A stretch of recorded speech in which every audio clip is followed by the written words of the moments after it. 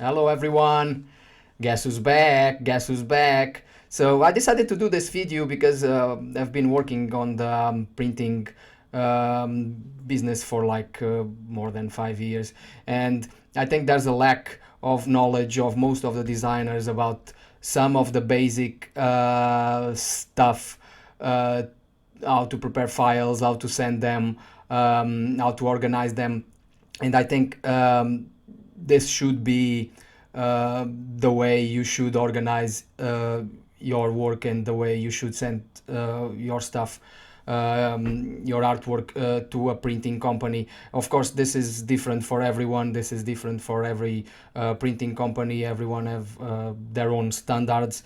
But I think if you do at least 80% of what I explain in this video, uh, you will go from an average designer to a good, very good designer. As you know, often we lose a lot of time sorting emails, sorting folders, understanding exactly what the customer really wants. And as you know, time is money, and most of the time you are overcharged when you could pay much less if you send everything properly and straightforward, where the staff on the printing company could just look at it, download, and send to print fast and easy. And most of the time in this industry, I've been working with Black Mirror, Killing Eve, Giriagi, Ted Lasso, and I know that time is crucial in this industry. Everything is last minute, and you don't want to be that designer that takes ages to have your stuff printed. You want to be in front of everyone, right? So this guide is for you. So let's start from the beginning. First, which software to use in each situation. So the thing that you need to understand is that mainly a vector file doesn't become a vector file because you save it on a specific file extension or file format. You need, I'll explain this further on the video, but you need to understand that, for example, Adobe Illustrator is able to save files as vector files, and Photoshop is not a software prepared to save files as vector files. So the thing is, why do you need a vector file? Why sometimes do you need a vector file and some other times you don't need a vector file? That's a good question. And I think I'm gonna approach this further on the video. So, but just to make sure that you understand that vector files are often important when you need to edit the file. You need to change something, you need to add something such as a cut path, a bleed. I really cannot stress enough on how Adobe Illustrator is the top software to use in any situation. So it's so versatile that you can use as a photo editor, you can use it as an illustrator, as the name says, and you can use it as a vector file creator. So I'll my main focus on this video today will be only on Illustrator, because I think is the tool that you guys really need. Okay, so you have your Illustrator open. Let's start from the beginning, right? What's the first thing that you do when you want to create some artwork? This is basic, but it's some people don't know this and they don't start by this step. The first step is to know the size of what you are creating. Imagine you want an A1 poster, you want a pull-up banner. You need to know the size that you're gonna create it, right? And the best thing to do is, like, once you know the size, you could create one artboard to exactly that size, unless it doesn't fit on the Illustrator drawing canvas, let's say. So you go to File, New, and as you see, I have already some saved presets sizes. So let's start. I have already this one, A1 artboard. Let's change it to one artboard. You can change centimeters, pixels, millimeters, inches, whatever you want. as you see, it changes. It changes automatically, so it's always nice also to do to understand the conversions. I have this the options SMYK or RGB. Nowadays, most printers are digital printers anyway, so I advise you to save it as CMYK. But if you save it as RGB, is not like the end of the world, because most of the rips of the softwares will automatically convert it to the printing standard of the printer the printers are using. So I advise this one, but it's not the end of the world. One is about color, is about how the colors combine together, and the other one is about light, so it's for screens. So let's use SMYK. Now that you have your artboard exactly to the size that you need, you can start drawing. But imagine that by any chance you started and you didn't put the correct size. You can always come to the artboard tool, and on top you can always adapt to whatever you need, right? Perfect. You want a 500 by 600 now because your art director told you that the previous size was incorrect. You can just adapt. You can always, if you press Alt, you can copy, and Shift, you can copy the artboard to another one. It's very easy. But you are asking now, wait, but I don't work in millimeters or centimeters. How do my art director told me that they want in 20 inches by 30 inches. Okay, very easy. There's a very nice tool that is the ruler. So if you press Control R, I don't know how it is on Macintosh, I think it's Apple or whatever, R, you see this very nice display that is the ruler that you can also pull up some guides, but we are not, that's not why I created it. You can right click on top of it and you can choose whatever measurement you need. So if you imagine that you need inches, you have now inches, and if you go to the artboard tool, you can change it to inches, right? Very easy, yeah? Okay, and if you want to change it again, you can go again to centimeters or millimeters or whatever you need. Very easy. Another basic concept that most of the people don't understand and they don't know. Imagine if you write something here, for example, you write something here.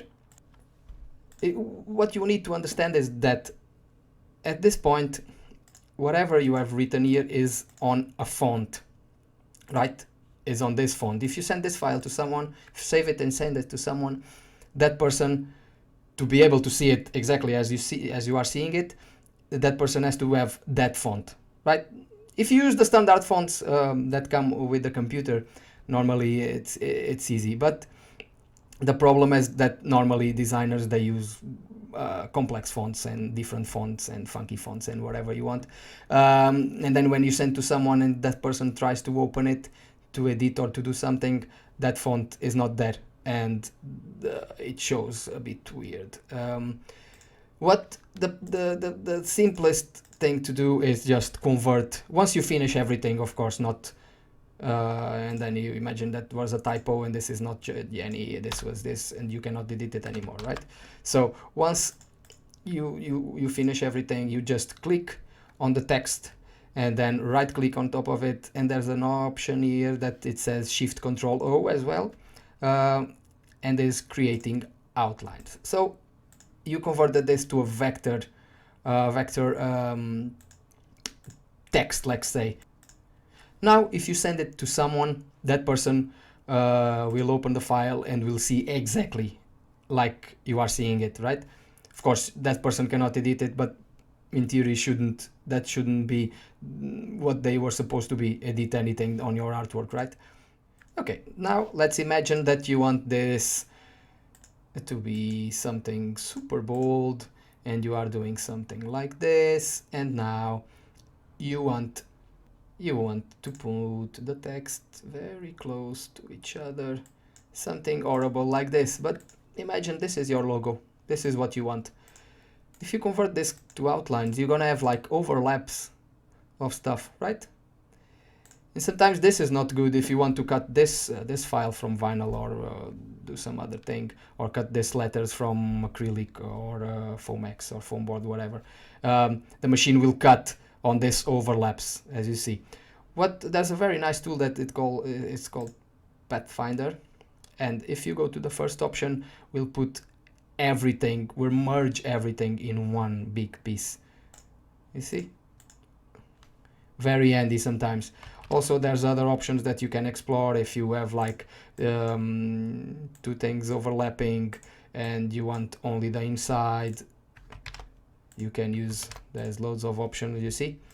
Just, I think it's a very useful tool, and most of the designers are not aware of the capabilities of this Pathfinder. Another important tool, and maybe one of the most important, is the layers. As you can see, there's only one layer at the moment. My artwork is not that complex that needs a lot of layers, but if you have a lot of complex elements, like a lot of backgrounds, it's important to separate those elements in layers. Will be much easier for you. So you can just copy them, and you come here, you create a new layer, and then you pass in front, pass in back, depend whatever you want to achieve. And now you have layer 1 and layer 2. What happens often is when you want to cut around this shape, for example, you need to put a cut path, and the only way the machine can automatically recognize that cut path is if you put it on a new layer only with stroke. So let's just change this to some random color. You don't need to rename it. I think it will be very handy if you rename your layers, like cut path. This seems that is a lot of time consuming, right? But you'll see that in the long run will save you a lot of time, because that if you have to come and change the file, you know exactly what is what, and you have the thing separated by layers. Another important feature is the bleed and the concept of bleed. So if the machine at this moment will cut this file here, right? Assuming that it cuts perfectly, will cut on top, exactly on the border between black and white, right? The problem is that the machines will not cut exactly to the millimeter on the border, right? So you need to add a bit of color, of the main color, that is in this case is black, but it could be blue, could be anything. Because if you don't put bleed, you end up with bits of white around the letters, and I don't think anyone wants that. So you want your text to be plain blue or plain whatever color you want, right? One of the options that you have is if you select, go to Object, Path, and Offset Path. What this is gonna do is gonna add, extend the element to the chosen size that you want. Imagine you want it to extend by 2 millimeters. You can preview, right? But let's do a bit more, 10 millimeters, right? Very easy, right? And now you are sure that the machine, even if the machine cuts a little bit here, you know that you're gonna get everything in blue, right? You're not gonna have bits of white around your letters. This is very important, and I think this is a very good feature that you need to understand about bleed and about cut path. Still on the cut path, you need to make sure that this cut path is a stroke, is not a fill, right? The problem is that sometimes, I don't know why, some designers tend to convert this stroke, because there's an option to Object, Path, and Outline Stroke. The machine will not understand the file like that, because if you do like this and turn it into a fill, what happens is that you're gonna actually end up with two cut paths, right? And the machine will cut it double, and this is a big problem, because if you want to cut, imagine 1000 of this text of this logo, and the machine has to cut it twice every time. First will do a big mess, and second will take double the time to cut it. So make sure that is only a stroke, and the machine will realize where to cut by the stroke. Something that is not that important, but I think since I'm doing this video, I think it's important to mention it. Especially this happens with stencils, right? Where the machine has to cut around this shape. But then what happens to this hole, right? So if the machine cuts here, and if you grab, imagine you grab all of this little piece will fall, right? And you will end up with something like this. So to make sure that these pieces don't fall, you have to do like bridges, right? You can do them manually. There's some fonts with already this. So using the tool that I spoke about a bit before, if you go here, you see? Now you make sure that this little piece will stay, right? So you can do it for all the pieces. You have to always ungroup, because otherwise this will not work. So you see, you make sure that this, because in this case whatever is black is going to be voided, right? So it's going to be everything inside is voided, and this is your piece of card, piece of Fomex, piece of paper that you're going to use as a stencil. And if you don't have these bridges, the insides will fall. Let me just put on this one as well. Of course, this will affect the artwork, and you have to make sure that you understand that the final logo will not look the same way. So keep that in mind when you do stencils. Another important feature that I wanted to speak about is the adjust to artboard. So imagine that you have a background. You can adapt it to your artboard, right? That will snap automatically. In theory, you have to be careful because nowadays Illustrator is not snapping to the edge of the artboard, and what happens often is that you end up with files like this, and then on the printing you end up with a line of white or whatever color is not being printed, and this is not very nice for a final result. So be careful when you are snapping to the edge of the artboard. Another concept that I wanted to speak about is about embed images. This is something that you should understand, that if you drag and drop an image here, this image is linked to a path on my computer, right? And if you save without embed the image, what's going to happen is that this image is going to be missing, and if someone has to open it and edit the file, this image will not be there, and sometimes it's a problem. So what you want to do is just you click on the image, right? Very easy, and on top there's an embed option, and you can see that it changed, right? It changed there, the logo in front of the links. So now this image is inside the file, so whoever opens this file is gonna have this image there, is not gonna be missing. Another concept is that artboards, you can adapt your artboard to the size of whatever you have created. Imagine that you can select everything, come to the artboard tool, and then you have some options: fit the artboard bounds, fit to selected art. So you selected this art, and automatically your artboard will adapt to your artwork.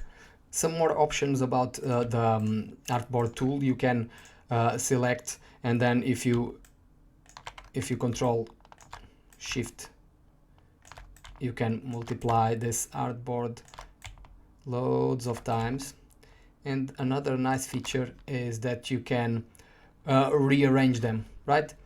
This doesn't affect the printing side of it, but as a visual for you to understand what you are creating, I think it's important. You can choose the number of columns, and you can choose the space in between them, the order. I think it's a very useful tool when you have multiple posters or whatever artwork you are creating, and it's important to visualize everything that you are doing, right?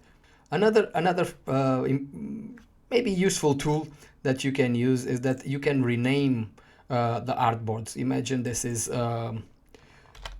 poster 1, as you can see, changes there. Poster 2, and doesn't seem very useful, but maybe what could be very useful once you are saving it, and you can save each artboard with the correct name. So if you tagged already each artboard, it will save you time once you save the files, because you don't have to write it again, right? And you know exactly which one is which. Another important feature is that you can align things to a specific artboard. As you see, you can align, you can put to the right, center, do whatever you want. And another feature is that imagine that you can also delete all these artboards. You cannot delete the last one anyway, but if you press on this graphic, it will automatically adjust the artboard to this specific graphic, and the same to this one, and the same to this one. We have to delete this one first, and now you have everything to the exact size of your artboard. That is also important. So now let's go to the file organization part of this video. Now you have your artwork already, and imagine that you want 20 copies of this specific color, right? 50 copies of the green one, and you want just one copy of this pink one. So now everything is renamed, everything as the quantities. You can start saving the files. What's the best way to save, and what is the best extension to save the file? So the best format on the market is definitely PDF, because PDF will keep the artboards as pages, and as all the RIP softwares can read PDF. Another file format that I recommend as well is just JPEG. Some people don't like the JPEG because they think it loses quality, but in fact, if you save it as a high quality JPEG, will keep the same standards as a TIFF or a PSD file or even a PDF file.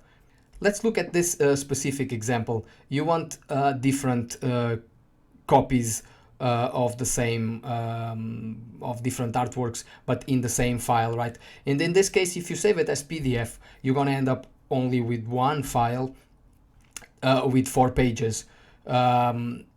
And maybe for this situation is not the best solution that you save it in PDF. So you have to adapt to each different scenario, or if different artwork and artboard and quantities that you want to have printed. So in this case, there's an option to save them as different artboards, independent artboards. So if you go to File, Export as, and then you choose JPEG. And then here you can rename like Yanni Nord cards. This is very important, and you should always put some names on the files, because sometimes you send to the printers as image 1, 2, 3, 4, 5, and they don't know what is that, right? So you can put the name, and this is the most important feature, that is use Artboard. And in this case, we're gonna save them into 4 individual files. So you press export, you put the quality, you want maximum quality, and you click OK. So now you have the 4 files. already with the proper names. As you can see, it used in this case it used the name of the artboards to rename each file, so you don't have to write it. And now I really cannot stress enough for you guys to really put the name of the files correctly, with the quantities, with the materials you want them to be printed. So in this case, you want 100 times the blue, you want 20 times the dark pink, 50 times the green, and 1 the pink. I think this is very important and will prevent mistakes from happening if you rename the files correctly. The other thing I recommend is that you save the files on a folder that describes the material or the final finishing of what you want to achieve. For example, in this case, you should create, imagine this is just cards. You should create cards 350 GSM and just move them there. And once you have another element, just create another folder for 3mm Foamex boards and satin posters.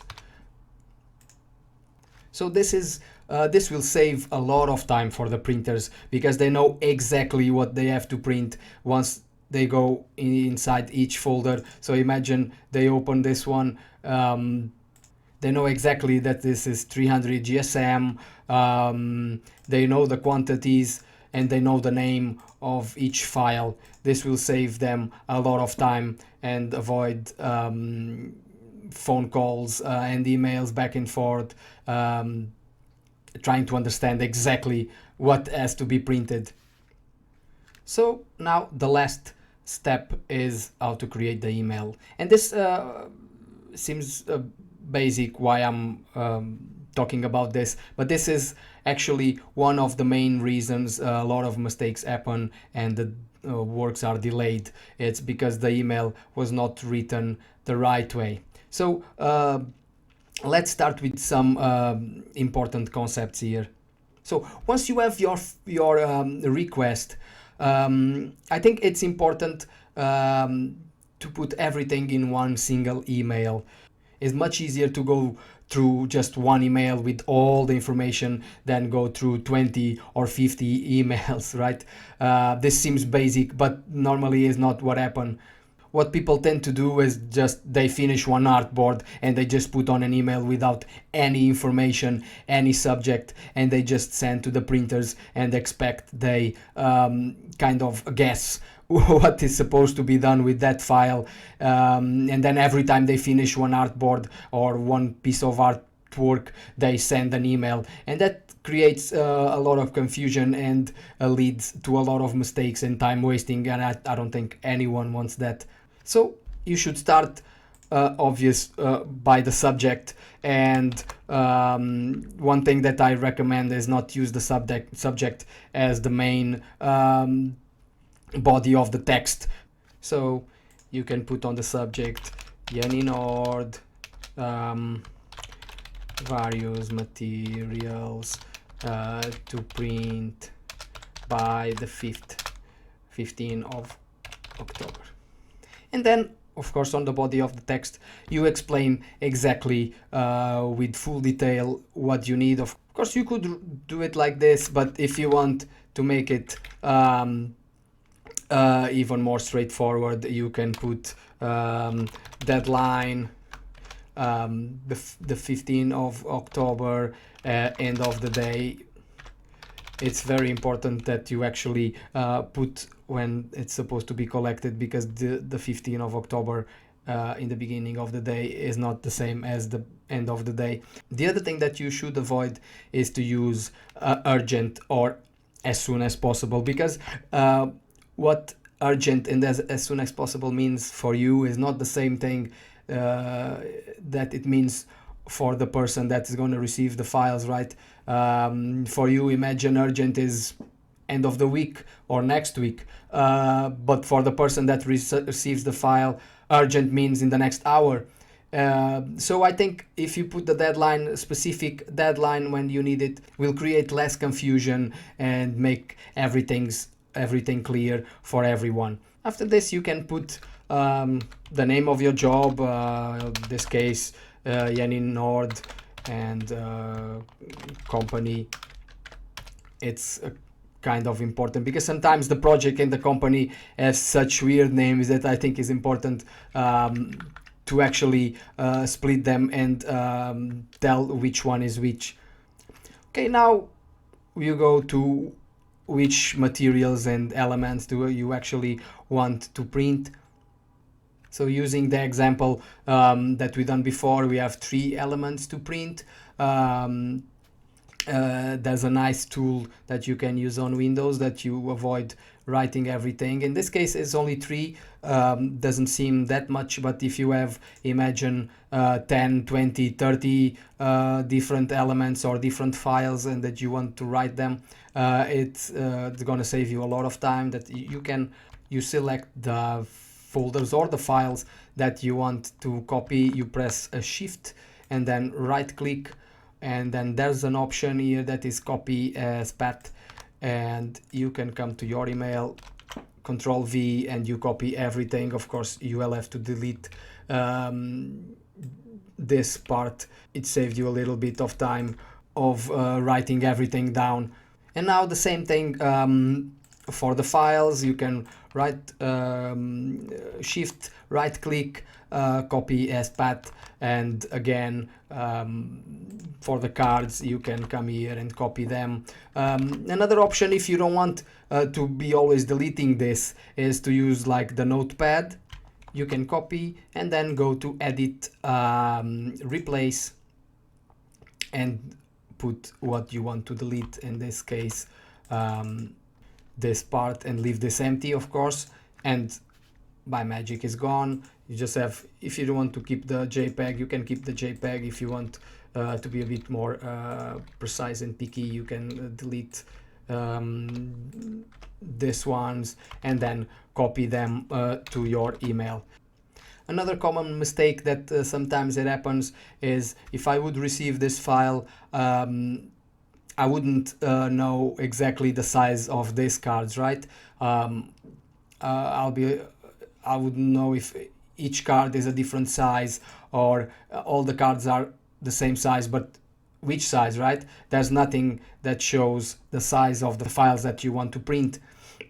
So I recommend that you use always the quantity and the size. Also make sure that you put the units, because if you put only 500 by 600, it can be centimeters, millimeters, inches, or whatever. So it's always important that you put the correct units. Now that you have everything done, everything identified, the quantities, the sizes, which materials do you want on the email, you need to actually send the files, right? Attach the files. Sometimes the files are too big to go directly on the email, attached on the email. So I recommend WeTransfer, because actually supports until I think 2 GB files, and it's very straightforward. What you can do as well is copy exactly the body of the email and put it on the WeTransfer, and the same title as well, so the person that receives it knows exactly that WeTransfer belongs to that email or to that project or to that person.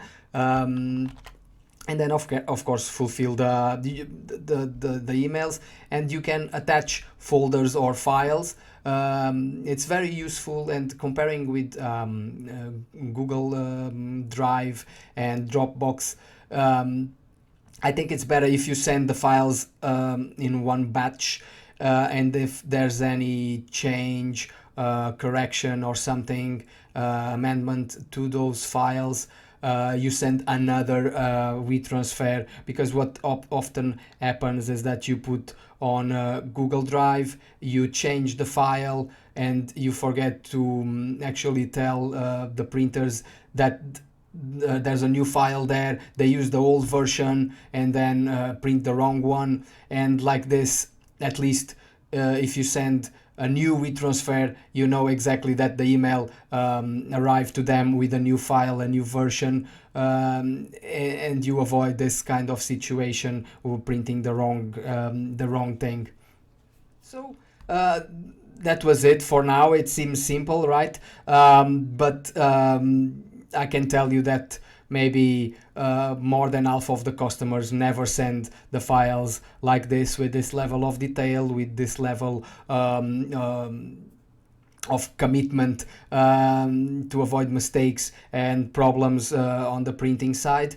So if you do what I explained here, you'll be one of the top designers or art directors in the market for sure in the long run. This is what distinguish between the good ones and the bad ones. And feel free to comment, like, share, maybe do some suggestions for a next video or to improve this one. Any doubts, I'll be more than happy to answer them. Have a good day and see you around.